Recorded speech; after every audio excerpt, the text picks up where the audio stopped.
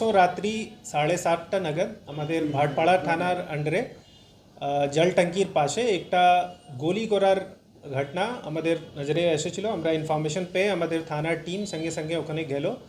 ওখান থেকে আমরা দুইজনকে অ্যারেস্ট করেছিলাম। তারপরে আমরা আমাদের একটা কেস আর্মস অ্যাক্টে অ্যান্ড অন্য যে রেলেভেন্ট সেকশন আছে ওটাতে রেজিস্টার করা হয়েছিল। আমাদের থানার টিম পিসি টিম তদন্তে নামে। তারপরে ওখান থেকে আমরা সূত্রপাত পেয়ে দুইজনকে অ্যারেস্ট করেছি। ওদেরকে জিজ্ঞাসাবাদ করে পিসিতে নিয়ে এসে এখন চারজন আর দুষ্কৃতীদেরকে আমরা অ্যারেস্ট করতে পেরেছি এখন পর্যন্ত। আর ওদের কাছ থেকে টোটাল 4টা আর্মস, 3টা যার মধ্যে সিঙ্গল শাটার আছে, একটা 7mm, 6 রাউন্ড গুলি আর একটা বাইক সিজ করা হয়েছে। টোটাল 6 জনকে অ্যারেস্ট করা হয়েছে। ও দুষ্কৃতীদের নাম আমি পড়ে দিচ্ছি। Sameer Ansari, MD Shoaib Akhtar, MD Irfan, Jamal Firozi, MD Raju एवं साहिल अंसारी। এদের 5 জনের বাড়ি ভাটপাড়া থানার আন্ডারে আছে আর 1 জনের বাড়ি বাসুদেবপুরের আন্ডারে আছে। এরা যা আমরা ভাবছি কিছু অর্গানাইজ ক্রাইমের সঙ্গে যুক্ত আছে। ওটার জন্য আমরা অর্গানাইজ ক্রাইম সেকশন যে আমাদের নতুন আইনে বিএনএসএ হয়েছে ওখান থেকে আমরা ওদের বিরুদ্ধে কারবাই স্টার্ট করব।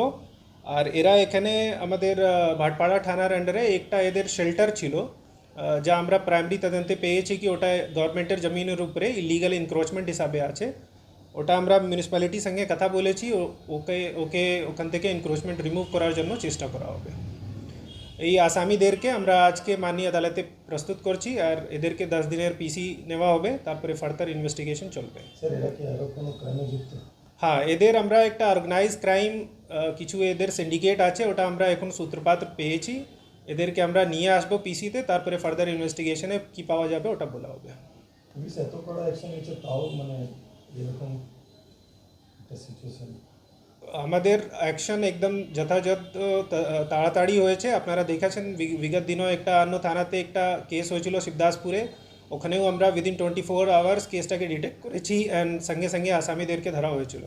এখানেও আমরা উইদিন 24 আওয়ার্স মধ্যেই যে দুষ্কৃতীরা ছিল ওদেরকে অ্যারেস্ট করেছি। বাকি পুলিশের অ্যাকশন আরও কড়াকড়ি এলাকাতে থাকবে।